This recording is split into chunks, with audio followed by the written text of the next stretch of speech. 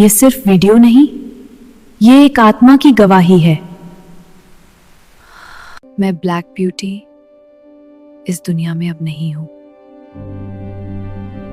जब लोगों के घरों में दीपावली के दिए जल रहे थे, मेरी सांसें बुझ रही थीं।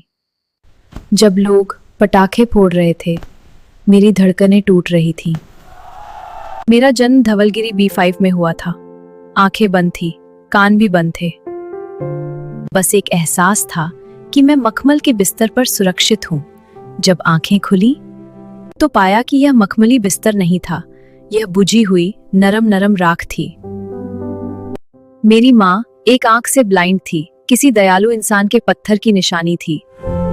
वह दर्द सहकर भी रात रात भर कॉलोनी की चौकीदारी करती थी। कोई अनजान व्यक्ति कॉलोनी के अंदर न घुस जाए, कोई सामान चोरी न हो जाए, कोई बच्चा असुरक्षित न हो। पर सुबह लोग दरवाजा खोलते उसे हट हट कहकर भगाते थे। कू कू करती और वापस आ जाती थी। हम 5 भाई बहन थे। हमारी भूख के कारण लोगों के दरवाजे के सामने एक टुकड़े की आस में दरवाजा खुलता और इंसानियत बंद हो जाती। मिलता क्या? जूता, चप्पल, गाली और पत्थर, और माँ की आंखों में आंसू। इंसान और राक्षस का फर्क। कुछ लोग सच में भगवान होते थे, अपने बच्चों से ज्यादा हमें दुलारते थे। मैं बड़ी हुई पर शक बड़ा हो गया। मैंने कभी कॉलोनी वालों को नहीं काटा था, कभी किसी को नुकसान नहीं पहुंचाया। हाँ, बाहर से आने वालों को डराया जरूर। लोग कहते ये डॉगी काटती है, डंडा मारने दौड़ते, मैं जान बचाती भागती। मेरे छोटे छोटे मासूम 4 बच्चे हुए। एक कार ने मेरे एक बच्चे को कुचल दिया। मैं 3 दिन तक उसकी लाश मुंह में लेकर घूमती रही। कामवाली ने उसे नाले में फेंक दिया। एक परिवार जिसने इंसानियत दिखाई, उन्होंने मेरे 3 बच्चों को अपने घर में रख लिया। उन्होंने मेरे बच्चों का नाम बाली, चीकू और लीची रखा। यहाँ मेरे बच्चों को प्यार, दूध, कपड़े, कंबल सब कुछ मिला। जब मैं बाली, चीकू, लीची को दूध पिलाने जाती, मुझे भी प्यार, दुलार और खाना मिलता। यहाँ मैंने पहली बार जाना कि सभी इंसान सिर्फ पत्थर मारने वाले नहीं होते, हमदर्द भी होते हैं। निंजा एक डॉगी मेरा दोस्त था।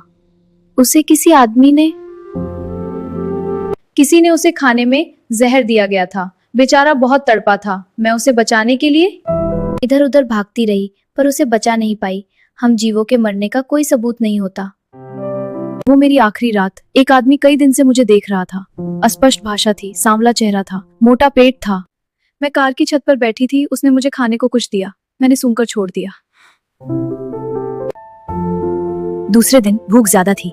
मैंने भरोसा कर वो खाना खा लिया। आधे घंटे में शरीर अकड़ने लगा, गला सूख गया, सांस रुकने लगी। मैं कार के पास गिर पड़ी। दयालु लड़की दौड़कर मेरे पास आई, गोद में उठाकर डॉक्टर के पास ले गई। मेरी जुबान बाहर आ गई थी, मुंह से झाग निकल रहा था, सांसें टूट रही थी। मुझे अपने बच्चों की याद आ रही थी। मैं उन्हें अब देख नहीं पाऊंगी। अभी मैं 1 साल की ही थी, दुनिया देखी भी नहीं थी। इतना क्रूर इंसान।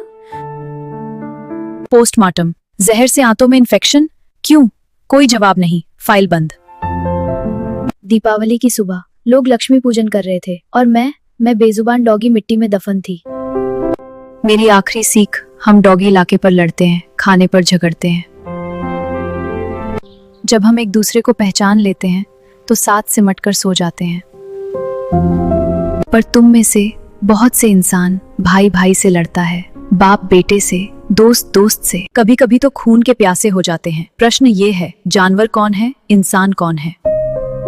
हमने वफादारी इंसानों से नहीं सीखी, वह तो हमारे खून में है।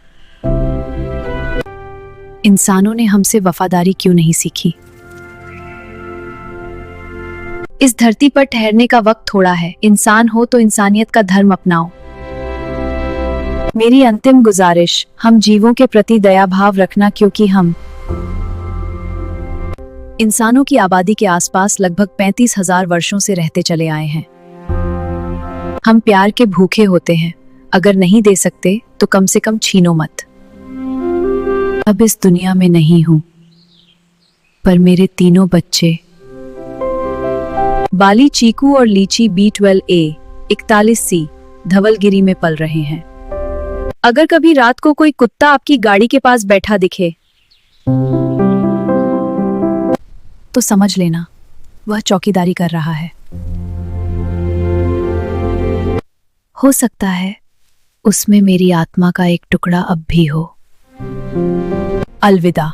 डॉगी अटैक क्यों? एक मनोवैज्ञानिक विश्लेषण। अगले वीडियो का इंतजार करें।